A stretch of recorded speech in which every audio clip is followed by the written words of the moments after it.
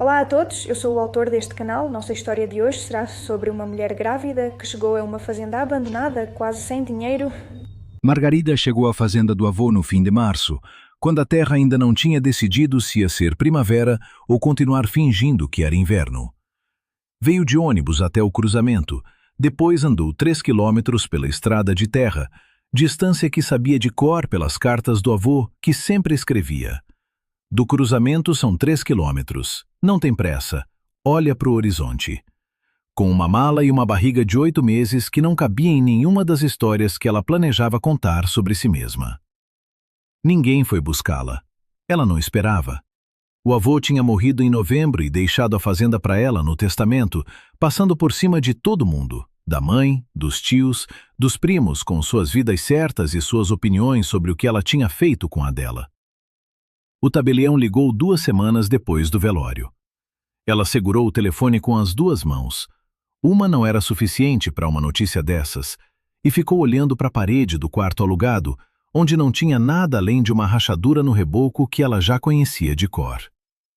Fazenda. Terra. Uma casa. Algo seu. Pela primeira vez na vida e na pior hora possível. Ela não foi logo. Havia um contrato até fevereiro, havia o dinheiro que não havia aquela teimosia silenciosa de esperar até ter certeza de que a decisão era dela e não do medo. Em março estava certa.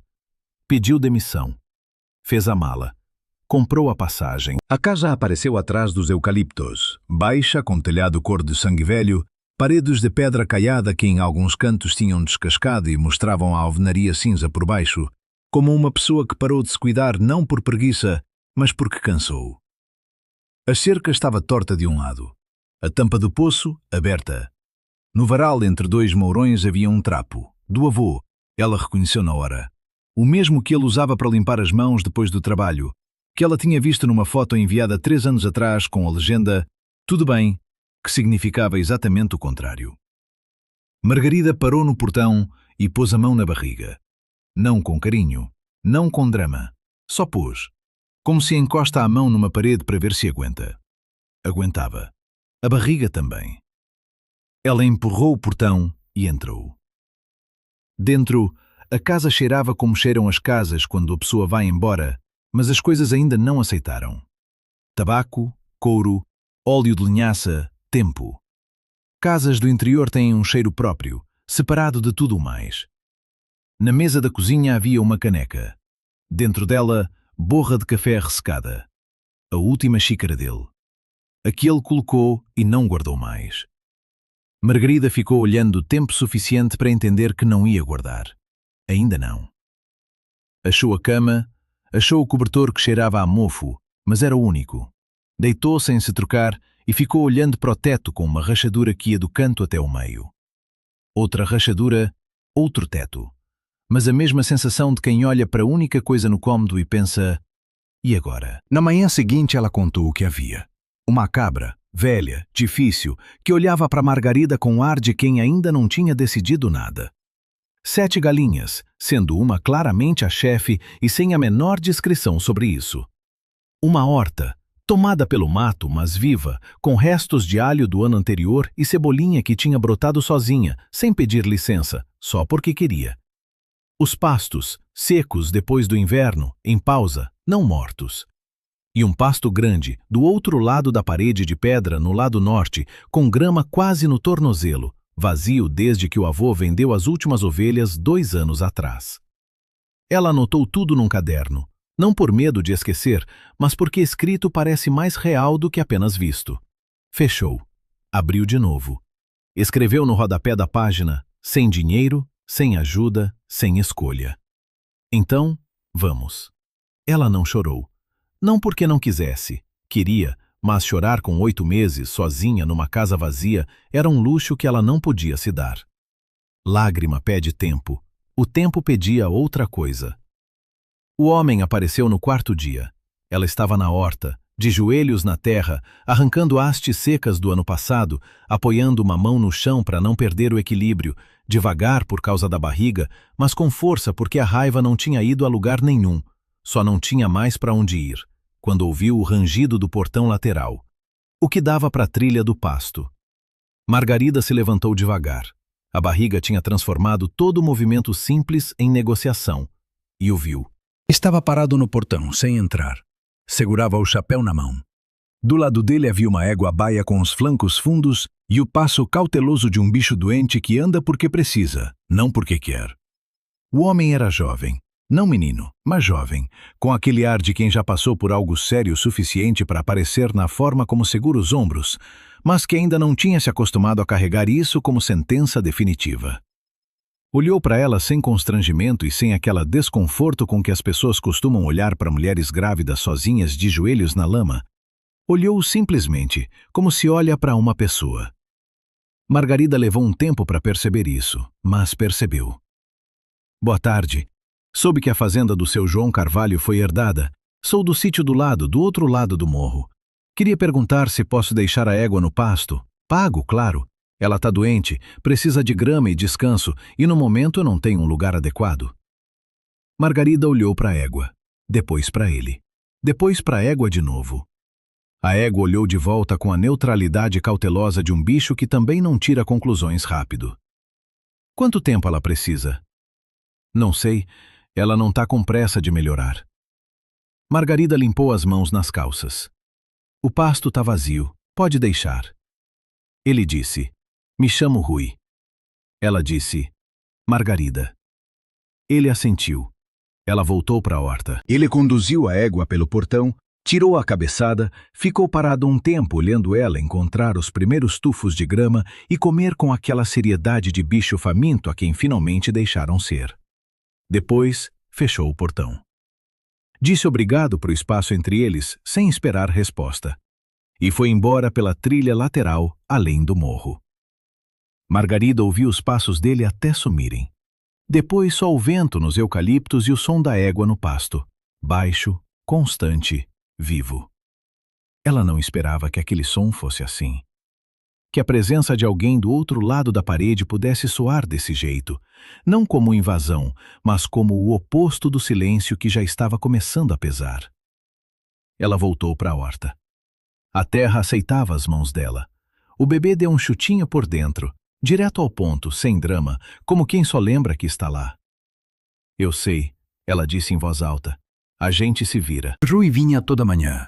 Margarida o ouvia antes de ver, passos pela trilha lateral, o rangido do portão do pasto, a voz que ele usava para falar com a égua. Nem alto nem baixo, no volume de quem fala com um bicho que entende entonação, não palavras. A égua se chamava Bela. Bonita ela não estava, não agora, só a raça, que aparecia por baixo da doença como um bom caráter aparece por baixo das circunstâncias ruins, invencível e sem esforço. Ele escava as patas, olhava as gengivas, trocava a água do bebedouro que tinha montado junto à parede no primeiro dia. Às vezes ficava só parado do lado dela com a mão no pescoço, sem fazer nada, e a égua ficava também. Naquele ficar juntos de dois seres que não precisavam de mais nada um do outro além da presença, havia algo que Margarida notava toda vez pela janela da cozinha e não nomeava. Conversar pela parede aconteceu por conta própria. Ele no pasto, ela na horta. As vozes cruzavam a pedra sem esforço, porque aqui sempre era silêncio e o som carregava longe. A primeira vez foi na terceira manhã dele, quando ela travou briga com uma raiz teimosa e no fim xingou em voz alta. Ele perguntou pela parede sem preâmbulo. Precisa de ajuda? Não, ela disse. A raiz saiu um minuto depois. Ela não contou. Ele, pelo jeito, percebeu pelo barulho e não comentou, o que ela também valorizou. Aos poucos as conversas foram crescendo, não porque os dois quisessem, mas porque o silêncio entre duas pessoas a 5 metros de distância toda manhã começa a custar mais do que uma palavra curta. Ela foi descobrindo. Ele tinha 29 anos. A fazenda veio do pai 3 anos atrás. O pai era vivo, mas não podia mais trabalhar. E Rui largou a faculdade de agronomia no 2º ano e voltou, porque a terra não espera você ter um papel que comprova que sabe lidar com ela. Havia um cachorro, piloto, cinza, dedicado, que escolheu uma pessoa e encerrou as candidaturas. Ele não era casado, não porque não quisesse, porque a fazenda nos primeiros 2 anos estava num estado que trazer alguém seria crueldade. Ele disse isso sem buscar pena, Só um fato, voz tranquila. Margarida ouvia pela parede com as mãos na terra e pensava que entendia isso de um jeito específico, o jeito de quem entende coisas que rima com o que é seu. Ela não contou logo. A história por trás da gravidez era dela, e sempre que a contava recebia uma de duas coisas: pena ou julgamento, ambas inúteis na mesma medida. Ele não perguntava. A maioria das pessoas pergunta. Ele não. E por isso um dia ela mesma disse. Eles estavam cada um do seu lado da parede. Ela numa pedra, ele sentado na terra encostado na parede do pasto, de costas para ela, de frente para Bela. Margarida disse. O pai do bebê sabe. Eu contei em setembro. Ele respondeu que a vida dele não previa isso e que ele lamentava. Assim mesmo, lamentava, como se fosse um engano na agenda. Rui não se virou.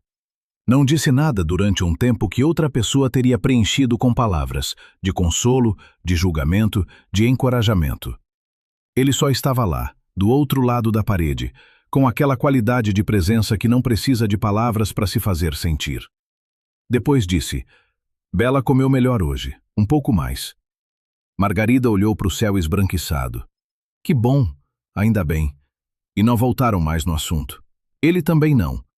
Era exatamente o que ela precisava. Não um tema de conversa, só um fato dito em voz alta e recebido sem peso extra. A família ligou na terceira semana. A mãe, numa quarta de manhã, enquanto Margarida catava ovos no galinheiro e o celular vibrava no bolso do avental com aquela insistência de quem já sabe que a ligação vai ser difícil. A mãe falou numa voz uniforme, aquela uniformidade que é pior que o grito porque significa texto ensaiado, não palavras vivas. Disse, eu e seu pai conversamos. Fazenda não é lugar para ter filho. Vem pra cá, tem o bebê aqui, depois a gente decide o que fazer com a terra. Margarida ouvia e olhava para o ovo na mão, marrom, quente, forma perfeita.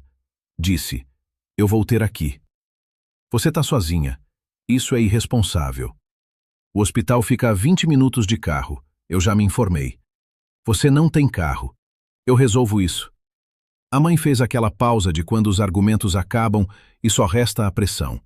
Depois disse, você sempre foi assim. Sempre escolhe o caminho difícil. Margarida disse, não, eu escolho o meu caminho. Às vezes é a mesma coisa, mas não sempre. Desligou. Voltou para os ovos. As mãos não tremiam, ela verificou. À noite ficou na varanda com uma caneca de chá de ervas que tomava não porque gostasse, mas porque café não dava mais, e pensou no carro. Era um problema real, daqueles que força de vontade não resolve. Pensou com calma, como quem pensa numa tarefa a resolver, não numa catástrofe. Do pasto vinha a respiração da Bela. Às vezes o passo dela na grama noturna. Margarida pôs as duas mãos na barriga.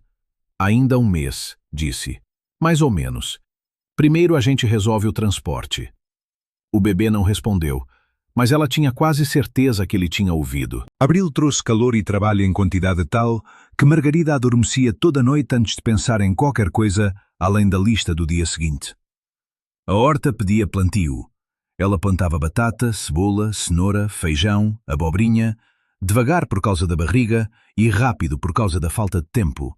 E essas duas exigências estavam em conflito constante que ela resolvia simplesmente continuando. As galinhas botavam 7 ovos por dia, pequena mas real riqueza. A cabra dava leite que Margarida no começo não sabia ordenhar direito. A cabra sabia disso e reagia com desdém contido, mas aos poucos chegaram a um acordo. Não porque a cabra ficou mais amável, mas porque Margarida aprendeu a pedir do jeito certo, e a cabra achou isso suficiente. Rui começou a vir 2 vezes por dia, oficialmente para ver a Bela de manhã e à tarde. Na prática, porque toda vez que passava pela fazenda, via alguma coisa e consertava em silêncio, sem pedir licença e sem anunciar. Uma tábua se deu na varanda. Na manhã seguinte estava trocada. A dobradiça do galinheiro balançava. À noite estava firme. A corda do balde do poço tinha acabado. Apareceu uma nova. Margarida notava toda vez. Nas primeiras vezes ficou quieta. Gratidão por ajuda não pedida precisa de uma formulação específica para não soar nem condescendente nem exagerada. Depois, numa manhã, disse: Eu estou vendo o que você faz. Ele olhava para Bella, perfil calmo. A tábua era perigosa. Todas são. Uma de cada vez. Ela olhou para ele. Ele não fazia nada além disso. Estava lá, sem tentar parecer mais do que era. Ela disse, obrigada. Ele assentiu. Era o suficiente. Um dia ele trouxe um saco de farinha. Deixou no portão sem explicação. Ela saiu, viu, olhou para ele. Ele disse, na cooperativa estavam vendendo no atacado, sobrou um. Mentira. Ela conhecia os preços da cooperativa. Mas por trás da mentira havia outra coisa, mais real. Essa outra coisa ela podia aceitar. Pegou o saco. No dia seguinte fez pão. De verdade, com fermento natural, usando a receita do avô que achou num caderno velho na prateleira da cozinha, escrita com aquela letra cuidadosa de quem escreve coisas que quer que durem mais do que ele. O pão ficou pesado, cheiroso e certo. Ela deixou meia pão no portão lateral. À noite verificou. Havia sumido. Não falaram mais sobre isso. A farinha aparecia de vez em quando. O pão respondia. Era uma língua que não precisava de tradução. As noites eram mais difíceis que os dias. Essa é a verdade sobre qualquer solidão. O dia dá trabalho, o trabalho preenche o espaço, a noite abre tudo de novo e te deixa na frente disso sem ferramentas. Ela deitava na cama larga do avô, com molas que cantavam a cada movimento, com lençóis que ela lavou, mas que guardavam o cheiro da solidão longa dele, porque essas coisas não saem na máquina, e pensava em coisas variadas. No bebê, como ia ser? No dinheiro. Dava pro básico, não pro imprevisto. E parto é sempre imprevisto financeiro mesmo quando esperada em tudo mais. Em Daniel, o pai do bebê, na palavra lamentava, nos documentos onde o nome dele constava porque ela exigiu, foi a única coisa que exigiu dele. Na mãe, com a preocupação embrulhada em crítica, e no avô, no seu João Carvalho, que ela tinha visto 4 vezes na vida, a última com 16 anos, e que ficava quieto do jeito de quem tem muito por dentro, não pouco. Por que ele deixou a fazenda para ela? O tabelião não explicava. Testamento não explica, só nomeia. Às vezes ela perguntava pro escuro, por que eu vou? O escuro não respondia. Mas era outro tipo de escuro, com cheiro de terra e feno, vivo à sua maneira, e isso já era alguma resposta. Rui contou sobre a cidade aos poucos, em dias diferentes, como escapa ao ar de vasilhame mal fechado. Não transborda, simplesmente vai deixando de estar dentro. Ela soube que trabalhava à noite num bar porque a bolsa não dava e pedir pro pai tinha ficado impossível. Não depois de descobrir pela vizinha que o pai estava doente e escondia para não atrapalhar os estudos. Depois disso, pedir qualquer coisa parecia tomar o que o velho já estava dando em silêncio e no limite. Havia uma mulher, não foi uma história longa, ele disse sem amargura, só uma pessoa com quem você está bem num lugar e que acaba sendo de outro lugar quando o lugar muda. Ela foi pros dela, ele foi pros dele. Não foi tragédia, só cada um voltou para onde tinha raiz. Ele contou isso com a serenidade de quem viveu e assimilou, sem fazer conta de quem tinha razão. Margarida pensava, homens que conseguem falar das próprias histórias sem transformar em epopeia, nem em lista de reclamações, são raros. A maioria ou nunca conta nada, ou conta de um jeito que no fim fica claro quem é o certo. Rui contava como conta fato. Foi assim, ficou assim, estou aqui.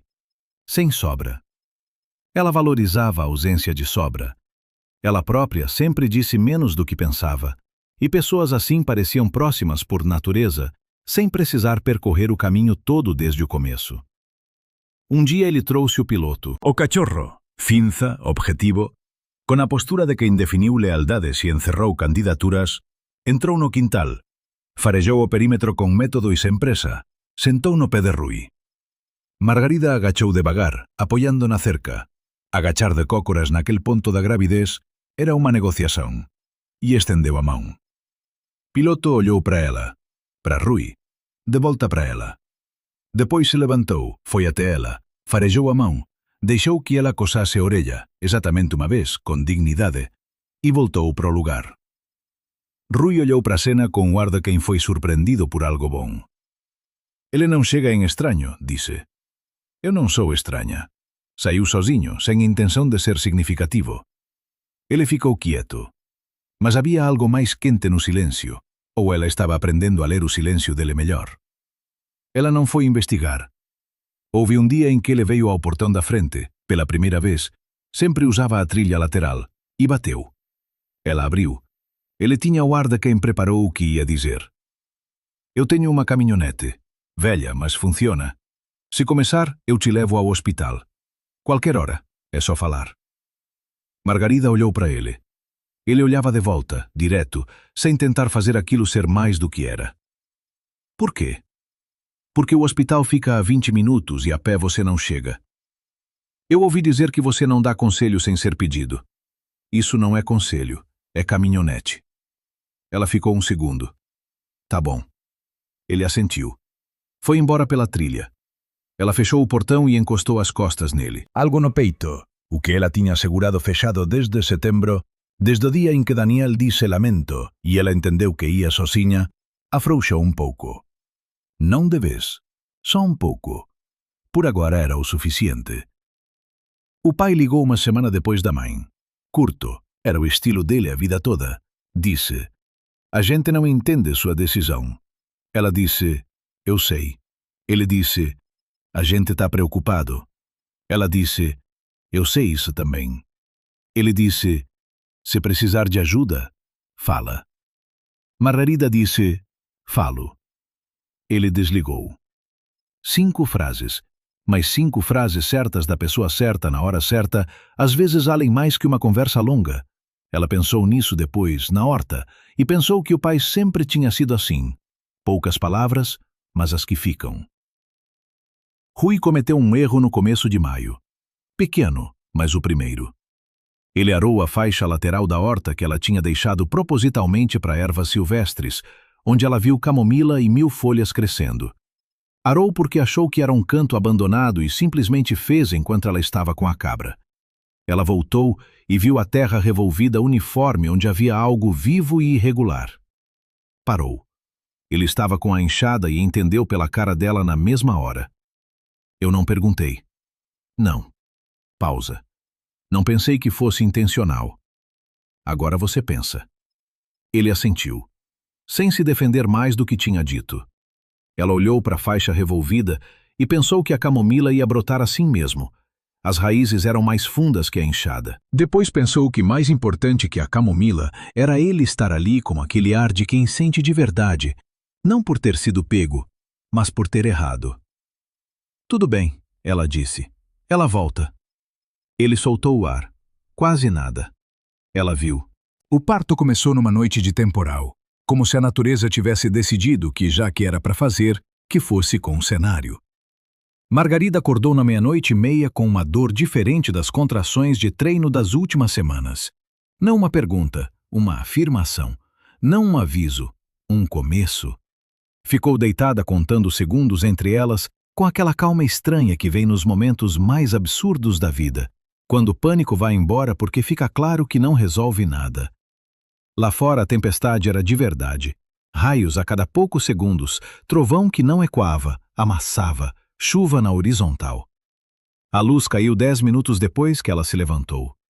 Ela acendeu uma vela, pegou o celular, ligou para Rui. Sem pensar muito, porque o número dele era o único que tinha para a situação preciso de carro agora. 3 chamadas. Ele atendeu com voz de quem não estava dormindo, ou dormia muito raso, aquele sono que não é sono, é espera. Ela disse: começou. Ele disse: vou aí. Desligou. Ela se vestiu, devagar, porque entre as contrações havia menos tempo do que ela calculou, e cada uma que vinha era mais convincente que a anterior. Saiu para a varanda. A tempestade estava em todo lugar. O céu quase sem intervalo de escuro, cheiro de ozônio e terra molhada forte como coisa física. A Bela no pasto estava agitada, andava pela parede. Margarida segurou o mourão da varanda e pensou: bom, então é isso. Daqui não tem mais volta, de jeito nenhum. Rui apareceu em 8 minutos.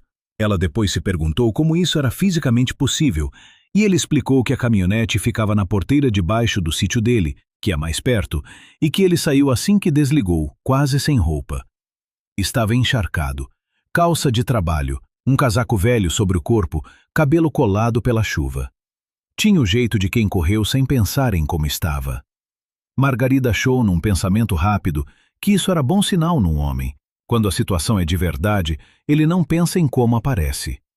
Ele segurou o braço dela, firme, do jeito que se segura algo importante para não deixar cair, e foram até a caminhonete. Um raio caiu do outro lado do morro. O trovão foi imediato e enorme. Piloto corria do lado. No carro ela contava as contrações em voz alta. Não porque fosse problema dele, só porque em voz alta ficava mais fácil. Ele dirigia rápido, mas exato. Conhecia a estrada no escuro de cor.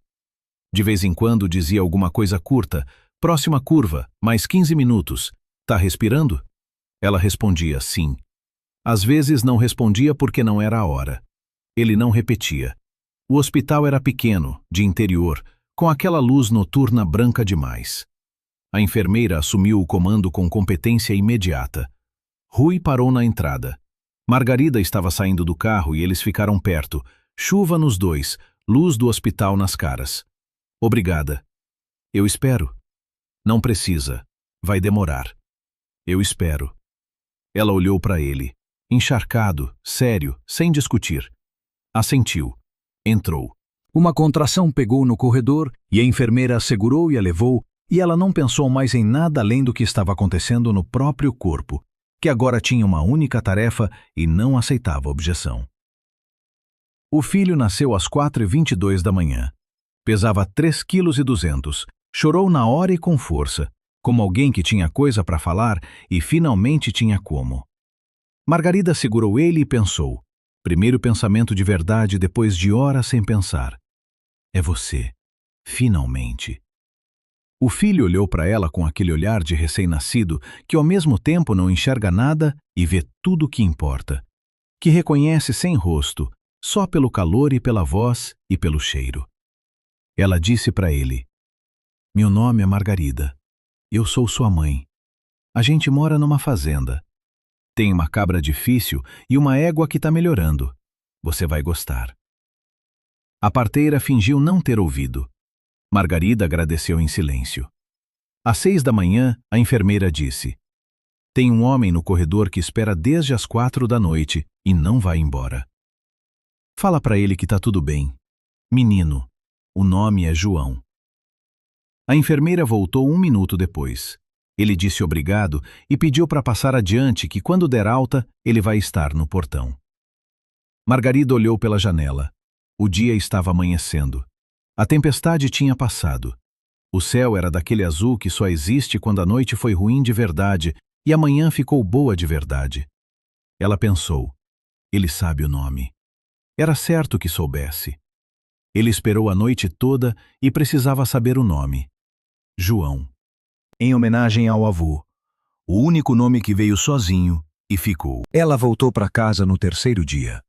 Rui estava no portão do hospital com a caminhonete. Ela não pediu, ele estava lá. Na cabine havia uma cadeirinha de bebê, pega emprestado com vizinhos e instalada com o cuidado de quem sabe que aquilo importa.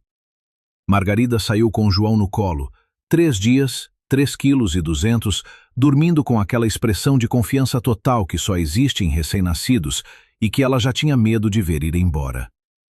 Rui olhou para o bebê com atenção, o jeito de quem olha para algo desconhecido que precisa ser observado antes de reagir.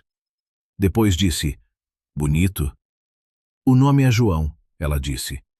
Ele já sabia. A enfermeira tinha passado adiante.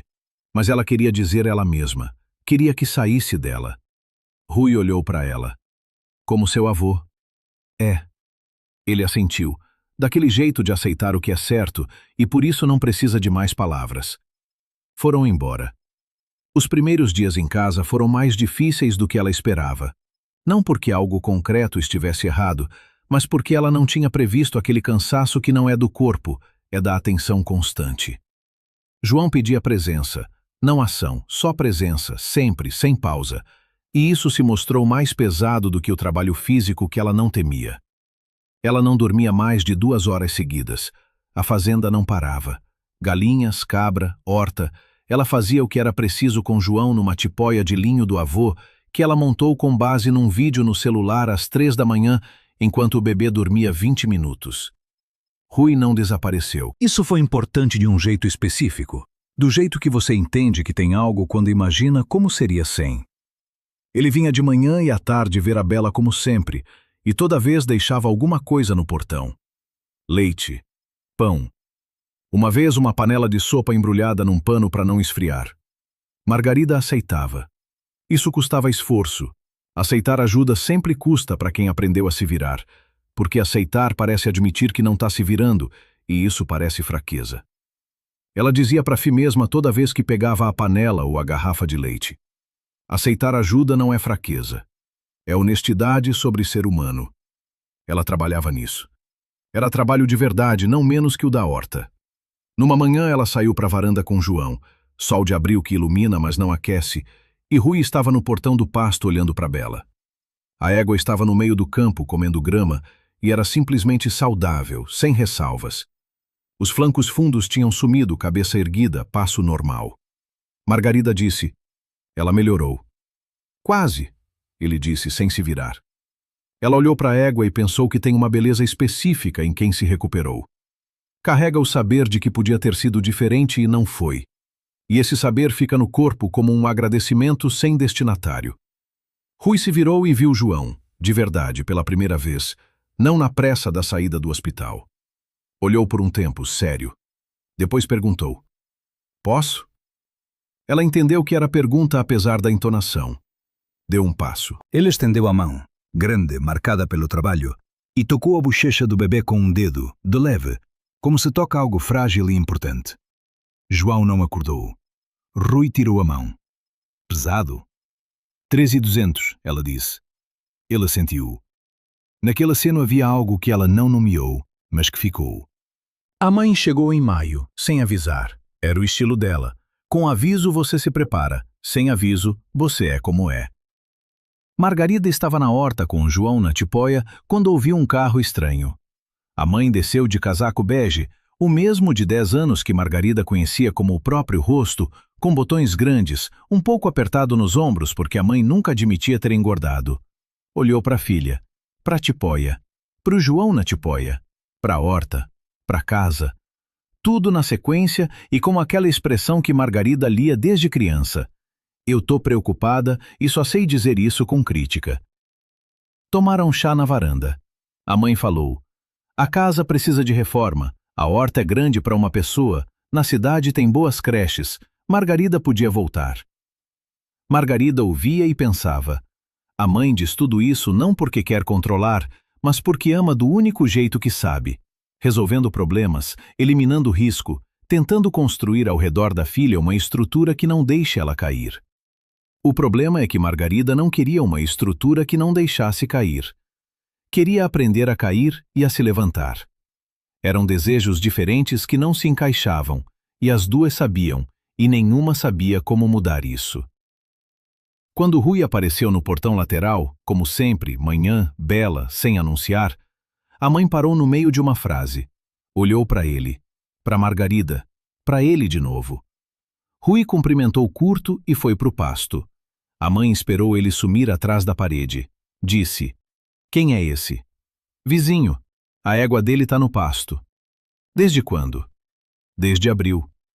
A mãe olhou com aquela expressão de mãe que diz: eu entendo mais do que você está falando. Margarida respondeu com aquela expressão de filha que diz: eu sei o que você está pensando e não é da sua conta. Ficaram quietas. João mexeu na tipóia e resmungou. Margarida ajeitou ele e ele sossegou. A mãe olhou para a cena e no rosto dela apareceu algo mais suave. Aquilo que aparece em pessoas quando veem que o filho sabe fazer algo bom que não esperavam. Na saída, a mãe parou na beira do carro e disse, olhando para casa, não para Margarida: seu avô gostava muito de você, você sabe? Margarida disse: acho que sei. Ele falava que você era a única da família que entendia o que é terra. Margarida não esperava isso. Por trás das palavras havia muito. O que tinha se acumulado entre as duas ao longo de anos e que nenhuma estava pronta para desempacotar ali na estrada de terra. A mãe abriu o carro. Disse: Liga quando precisar. Foi embora. Margarida ficou parada até o carro sumir além do morro. João dormia. O vento mexia nos eucaliptos. Ela pensava no avô, em como ele falava para a mãe coisas que não dizia para ela, através de outras pessoas, de distância, de testamento. Era a língua dele, não direta, não alta, mas precisa. Ela pensava que isso talvez fosse de família. Em julho, a mãe ligou de novo. Curto. Fui pensando. Você tá se virando. Tô. Deu pra ver. Pausa. A gente vem com seu pai em agosto, se você não se importar. Margarida olhou para a horta, verde, viva, cheia do que ela plantou com as próprias mãos. Vem. Maio virou junho, junho virou julho, e a fazenda foi mudando do jeito que mudam as coisas quando alguém cuida de verdade. Imperceptível dia a dia, mas evidente se comparado com março.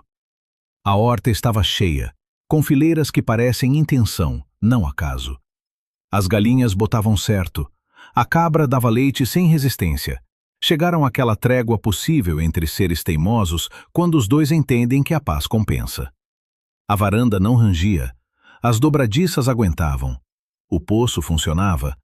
Tudo isso era resultado de 2 pares de mãos, dela e de Rui. Ainda que nunca tivessem combinado divisão de tarefas e nunca chamado o que havia entre eles de parceria. Era só o que era. João crescia com aquela velocidade que assusta e encanta ao mesmo tempo. Com 2 meses, sorriso de verdade em resposta ao seu. Primeira vez para ela, de manhã na cozinha. Segunda vez para Rui. Naquele dia, Rui se abaixou para ver o bebê no colo dela e João olhou de baixo para cima e sorriu do mesmo jeito. Rui ficou ereto, rosto aberto, sem a camada habitual de contenção. Disse baixinho: "Ele te enxerga." "Ele te enxerga também", ela disse. Rui não respondeu, mas algo nele ficou diferente, mais aberto. Margarida viu e não nomeou, porque nomear pede decisão, e ela ainda não estava pronta para isso. Não por medo, mas porque essas coisas precisam de tempo. Entre eles havia coisas pequenas, o tipo de pequeno que separado não significa nada, mas junto significa tudo. A mão dele no cotovelo dela quando ela escorregou nos degraus molhados. Rápido, automático, sem cerimônia. O olhar dela que ficava um pouco mais que o necessário quando ele falava com a Bela de costas para ela e não sabia que ela estava olhando. As tardes na varanda que foram ficando mais longas. Antes ele ia logo depois do pasto, depois ficava às vezes, sentava no degrau abaixo dela e eles conversavam ou ficavam quietos, e os 2 jeitos eram igualmente certos. Piloto deitava nos pés dela nessas tardes. Nos dela, não nos de Rui, o que era uma espécie de comentário de um ser que só sabe se expressar com a posição do corpo. Um dia ela disse algo que não tinha planejado. Eles estavam montando varas de bambu para os tomateiros. Ele segurava, ela martelava. João dormia na sombra da macieira na bolsa que Rui trouxe numa manhã com as palavras "achei no sótão", era de vizinho, que de novo era mentira que ela de novo aceitou. Ela martelava e de repente disse: "Eu achei que não ia conseguir. Em março, quando cheguei." Ele não parou. Continuou segurando a vara no lugar. "Achei que terra é bonito de falar, mas eu não sei e não vou aprender." Ele parou. Olhou para ela. Disse: "Você sabia em março. Só não sabia que sabia. Agora sei um pouco mais." Não saber e não saber que sabe são coisas diferentes. Ela olhou para ele.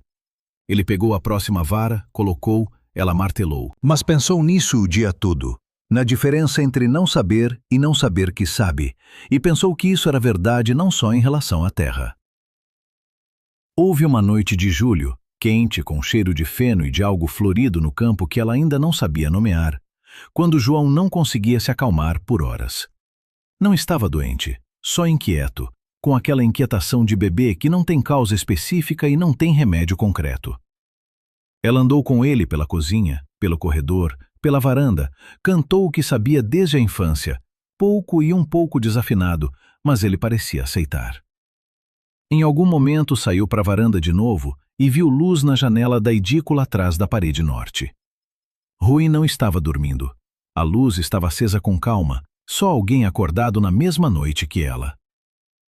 Margarida ficou na varanda com João e olhou para aquela luz e pensou que a solidão muda de qualidade quando você sabe que alguém por perto também não está dormindo. Não some, só deixa de ser absoluta. Ela pensou que o avô provavelmente também via às vezes a luz da janela do vizinho da varanda dele. Talvez fosse por isso que deixou a fazenda para ela, não como tarefa, mas como lugar. Um lugar onde se pode ver a luz do outro no escuro e saber que não está só.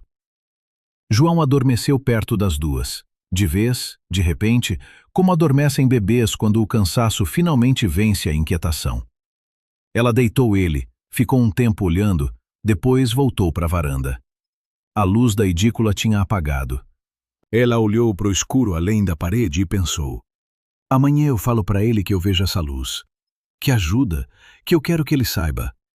Ela não sabia exatamente como ia dizer nem o que significava dizer isso para uma pessoa, mas sabia que ia dizer.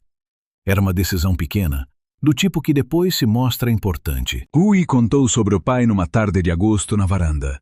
João dormia entre eles na bolsa, aquela calma de verão de quem fez o dia bem e não precisa mais fazer nada por agora. Ele nunca contava tudo de uma vez. Era a natureza dele, dar as coisas aos poucos, só quando saíam por conta própria. Ela já sabia disso e não apressava. O pai estava doente havia 2 anos quando Rui voltou da cidade. Aquele tipo de doença que não mata rápido, mas muda a pessoa devagar e sem volta. O pai não falava sobre isso. Continuava fazendo o que dava, cada vez menos, com cada vez mais custo. E fingia para Rui e para si mesmo que era só a idade, só o cansaço, só uma temporada pesada. Rui via que não era verdade, mas não falava em voz alta. O pai não queria que falassem, e Rui respeitava isso. Não porque concordasse com a decisão, mas porque entendia que a pessoa tem o direito de decidir certas coisas sobre o próprio corpo e a própria dignidade. Eles moravam perto. O pai na casa, Rui na edícula que reformou no primeiro ano. Trabalhavam juntos o quanto o pai conseguia e ficavam quietos sobre o restante. No ano passado piorou. Não de repente, aos poucos, dessa forma que não dá um momento em que se pode dizer: aqui mudou tudo. Um dia Rui percebeu que estava fazendo tudo sozinho há meses e que o pai não saía de casa além da varanda. Contratou uma mulher da cidade para cozinhar e acompanhar. O pai aceitou sem reclamar, o que por si só era um sinal, porque antes teria reclamado. Rui tocou a fazenda sozinho. Era muito para um. Fisicamente, financeiramente e de um jeito moral específico que vem de carregar ao mesmo tempo o trabalho e a preocupação com quem você ama e não consegue ajudar do jeito que queria porque ele não aceita a ajuda que você sabe dar. A Bela adoeceu em fevereiro. A última de uma série, depois de um ano seco, de um concerto de telhado que custou mais do que o previsto, das 2 semanas do pai no hospital em janeiro que voltou para casa um pouco menor do que foi. A égua precisava de grama e descanso. Ele não tinha do jeito certo naquele momento. Ficou sabendo que a fazenda do seu João Carvalho tinha sido herdada. Veio perguntar sobre o pasto. E encontrou Margarida, de joelhos na horta, barriga de 8 meses, com aquele ar de quem não espera ajuda não porque não precisa, mas porque já decidiu que se vira sem.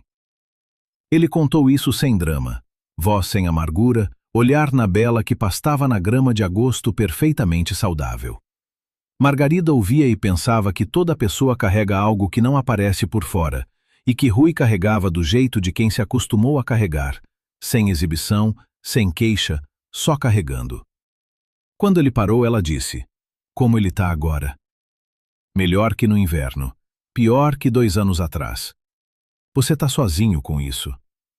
Ele disse, direto, sem desviar. Até esse verão, sim.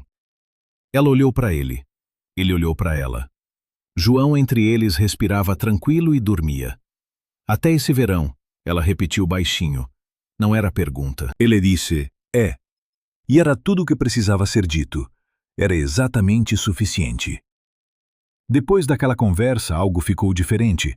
Não porque algo concreto mudou, mas porque as palavras ditas em voz alta tornaram visível o que já existia. De manhã ela às vezes saía para encontrar ele em vez de esperar na horta. Ele às vezes ficava perto da varanda depois da Bela, sem motivo, só ficava.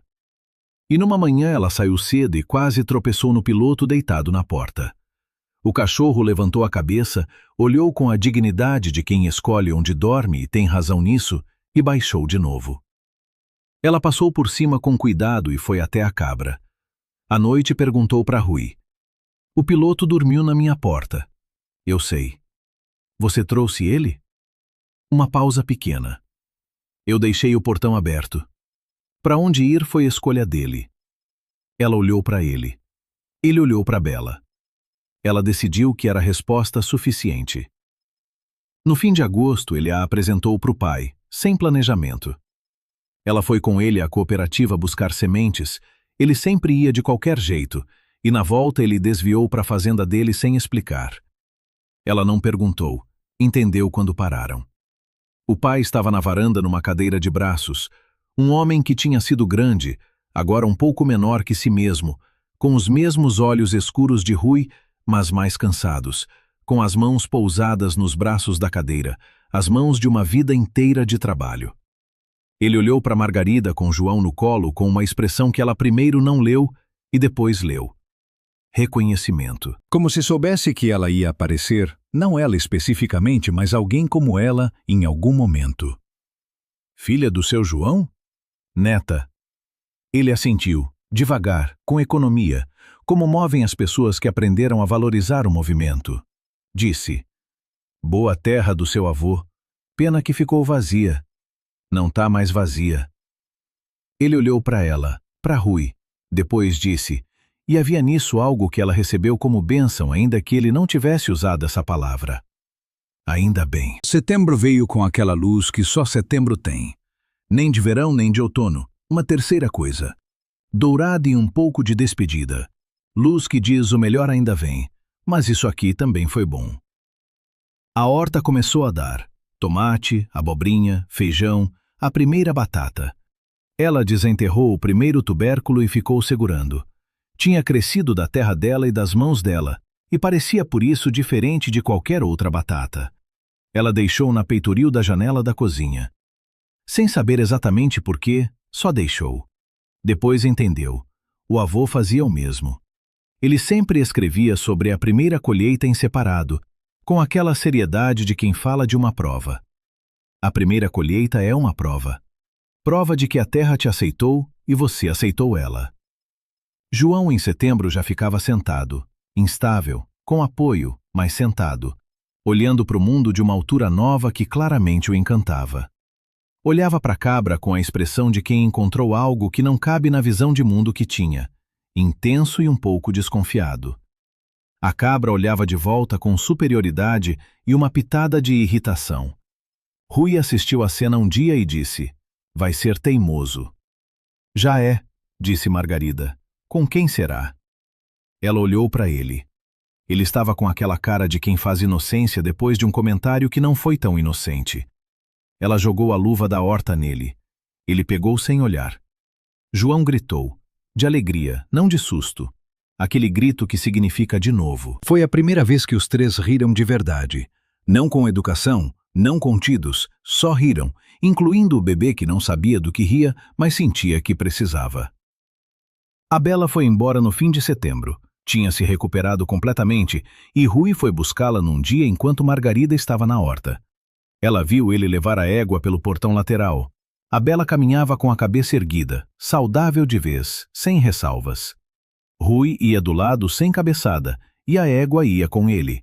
E entre os dois havia o entendimento de seres que estiveram juntos em tempo difícil. Margarida olhou da horta. Quando o portão fechou, o pasto do outro lado ficou vazio. Ela ficou quieta ouvindo esse silêncio novo. Era diferente do silêncio de março, não pior, só diferente, cheio de outra coisa. Rui voltou 1 hora depois, ao portão da frente, como naquele dia da caminhonete. Bateu. Ela abriu.